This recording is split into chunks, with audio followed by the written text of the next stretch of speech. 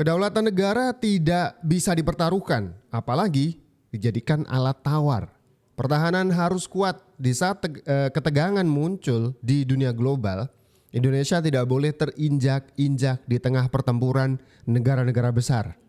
Bangkit, Indonesia harus kokoh. Sejak 2015, Indonesia merintis pengembangan drone tempur canggih bernama Elang Hitam. Setelah sempat beralih ke versi sipil, kini proyek ini kembali difokuskan untuk keperluan militer. Pada 31 Oktober 2024, dalam rapat KKIP, PT Dirgantara Indonesia (PT-DI) menegaskan bahwa Elang Hitam EH1 akan menjadi dasar pengembangan drone kombatan dalam negeri. Saat ini, PT-DI menargetkan penguasaan teknologi kunci, termasuk material komposit, flight control, telemetri data link, hingga sistem integrasi senjata. Semua ini krusial untuk menjadikan Elang Hitam sebagai UAV Medium Altitude Long Endurance yang mampu beroperasi 24 jam non-stop. Kepala Staf Angkatan Udara, Marsikal TNI Muhammad Tony Harjono, bersama jajaran pejabat tinggi meninjau langsung pengembangan drone ini. Dukungan penuh diberikan agar Elang Hitam segera memasuki tahap produksi massal setelah mendapatkan sertifikasi tipe.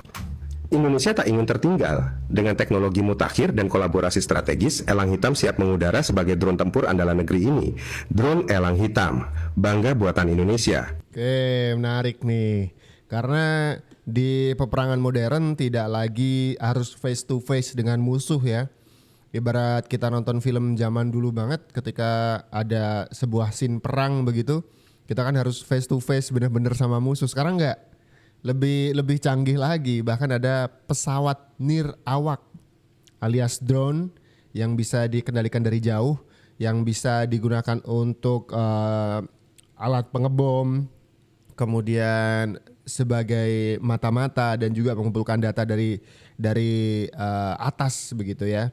Ini penting karena bahkan Amerika Serikat, Israel dan beberapa negara maju lainnya juga sedang mengembangkan dan sudah lama menggunakan drone sebagai salah satu alutsista andalan mereka. Yang terbaru kabar paling hot dan juga paling panas adalah ada milisi Houthi di Yaman yang berhasil menjatuhkan drone canggih dari Amerika Serikat MQ-9 Reaper. Kelompok Houthi kembali menembak jatuh drone MQ-9 Reaper milik Amerika Serikat pada Sabtu 19 April 2025. Penembakan terjadi saat drone tersebut beroperasi di wilayah udara Yaman, tepatnya di Sana'a. Video yang dirilis Houthi memperlihatkan momen saat drone milik Amerika Serikat jatuh menghantam perbukitan. Tak berselang lama ledakan terdengar dan diikuti kepulan asap hitam pekat. Warga Yaman yang melihat kejadian tersebut langsung bersorak dan menghampiri lokasi jatuhnya drone. Kantor berita Sabah yang berafiliasi dengan Houthi mengatakan drone milik Amerika Serikat ditembak jatuh menggunakan rudal buatan dalam negeri. Menurut Houthi, ini adalah drone kedua yang berhasil ditembak dalam waktu 24 jam. Kelompok Houthi di Yaman dilaporkan berhasil membuat geger dunia dengan taktik kemampuan militernya. Pasalnya Houthi sukses menembak jatuh drone canggih milik Amerika Serikat. Ironisnya, milisi Houthi yang terlihat sederhana dengan sendal jepit dan senjata K-47 justru mampu menjatuhkan drone miliaran rupiah. Meski tampak sederhana, kekuatan tempur Houthi tidak bisa dipandang sebelah mata. Adapun dukungan teknologi militer dari Iran menjadi kunci utama di balik keberhasilan mereka. Milisi Houthi diklaim mampu memanen puluhan drone mahal milik Amerika Serikat di tengah konflik Laut Merah. Keberhasilan tersebut bukan semata sebuah keberuntungan, melainkan buah dari strategi militer matang dan sokongan persenjataan modern. Lantas Houthi bersumpah tak akan berhenti selama Gaza masih dibombardir dan blokade Laut Merah tetap mereka lanjutkan. Rudal ini dikabarkan digunakan kelompok pro-Iran lainnya seperti Hizbullah di Lebanon dan milisi bersenjata di Irak dan Suriah. Wah, ini nih penampakan Reaper MQ-9 yang jadi rongsokan ya. Di tangan milisi Houthi mereka bisa pakai AK-47. Bayangin loh, menembak jatuh drone itu dengan AK-47 kan agak mustahil ya, tapi nggak ngerti laporan dari media begitu.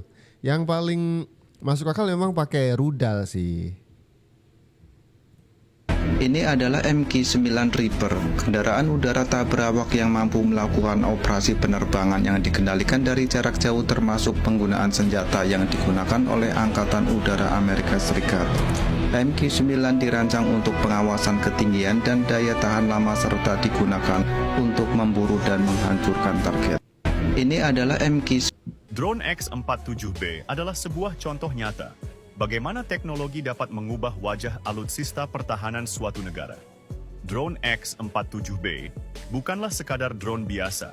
Ia dirancang khusus untuk beroperasi dari kapal induk serta memiliki teknologi siluman. Drone ini mampu beroperasi secara otonom dalam berbagai kondisi, serta memiliki ruang muatan yang cukup besar untuk membawa berbagai jenis senjata. Dengan kemunculan drone ini dapat digunakan untuk melakukan berbagai misi berisiko tinggi, seperti pengintaian di wilayah yang berbahaya atau serangan terhadap target yang tersembunyi. Hal ini akan mengurangi risiko bagi personel militer dan meningkatkan efektivitas suatu misi. Menarik nih, belum kelar kita bahas MQ-9 Reaper sudah muncul aja satu informasi baru dari dunia tempur ya. Ada drone tempur X-47B milik Amerika yang masih dikembangkan, kayaknya udah siap. Ini bakal jadi senjata baru Paman Sam gitu ya, untuk kemudian memperkuat alutsistanya yang emang sejak dulu terkenal kuat gitu. Komentar kalian deh, kira-kira kalau versi X-47B ini dilawan sama elang hitam tadi, elang hitamnya Indonesia tadi, kira-kira menang mana gitu, skornya berapa? Tulis komentar kalian di kolom komentar di bawah. TNI Angkatan Udara Penerangan Komando Sektor Ibu Kota Negara menangkap pesawat asing di wilayah Barat 1 Indonesia. Penangkapan dilakukan lantaran pesawat jenis C-130 ini memasuki wilayah udara Indonesia tanpa izin dan tidak merespons panggilan komunikasi. Namun demikian, hal ini merupakan simulasi yang digelar oleh TNI Angkatan Udara. Oh, saya kira ini beneran. Ternyata TNI AU sedang uji respon cepat hadapi ancaman udara. Di tengah situasi yang sedang gonjang-ganjing di luar sana, ada perang tarif yang menuju ke perang fisik antara Amerika dan juga China. Kemudian perang Rusia-Ukraina yang sampai sekarang masih saja memanas. Belum lagi tentang Israel yang bukan cuman Gaza dan Palestina, tapi sampai Yaman dan Libanon ikut mereka acak-acak. Ini situasi genting. Indonesia tidak boleh lengah. Kita memang bukan musuh siapapun, tapi kita tidak harus juga lengah dan tetap harus membina kekuatan dan juga meningkatkan kekuatan kita. Menggunakan pesawat tempur F-16, pengejaran terhadap pesawat asing dilakukan Fighting Falcon Skadron Udara 3. Pesawat jenis C-130 ini dipaksa mendarat di landasan udara Halim Perdana Kusuma, Jakarta Timur oleh 4 pesawat tempur F-16 milik TNI AU. Dengan pengawalan ketat dari pasukan khusus TNI AU, Kopasgat, 2 orang yang merupakan pilot dan kopilot dari pesawat asing tersebut berhasil dilumpuhkan. Namun demikian, operasi ini merupakan bagian dari skenario latihan Cakra tahun 2025 yang dilakukan rutin oleh TNI Angkatan Udara Indonesia. Latihan terpadu Sistem Pertahanan Udara Indonesia Nasional dikomandoi oleh Komando Sektor Pertahanan Udara Nasional 1 Komando Sektor Ibu Kota Negara. Latihan ini bertujuan untuk menguji kemampuan deteksi, identifikasi, dan intervensi terhadap pesawat asing yang mencoba masuk ke wilayah udara Indonesia. Melalui skenario latihan Force Down ini diharapkan tercipta pemahaman yang sama antar instansi terkait dan juga sebagai sarana evaluasi terhadap standar operasional prosedur penanganan pelanggaran wilayah udara secara menyeluruh, mulai dari deteksi awal hingga pendaratan paksa dan pemeriksaan lanjutan.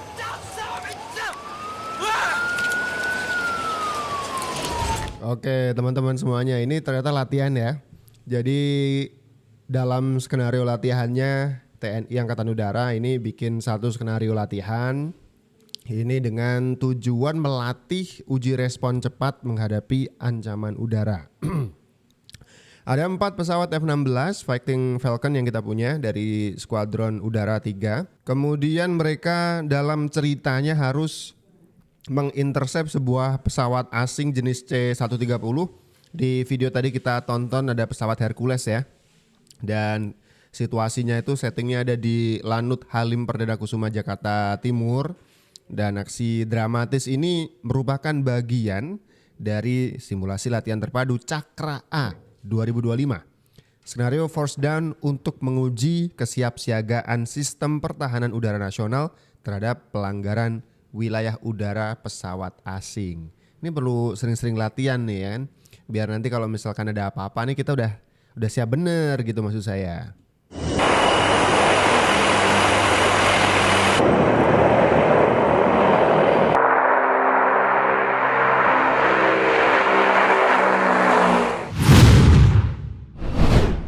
Saat Donald Trump mencoba menutup babak panjang perang proksi di Ukraina, para elit Eropa justru memanaskan tensi dengan retorika dan manuver militer.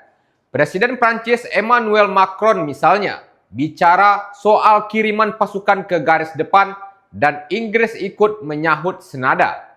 Sementara NATO diam-diam bersiap menghadapi skenario invasi Rusia.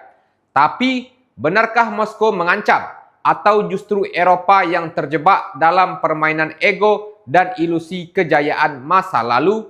Inilah Hot Topic, topik terpanas dan terkini terkait isu-isu di nasional dan internasional yang berdampak signifikan terhadap kita semua.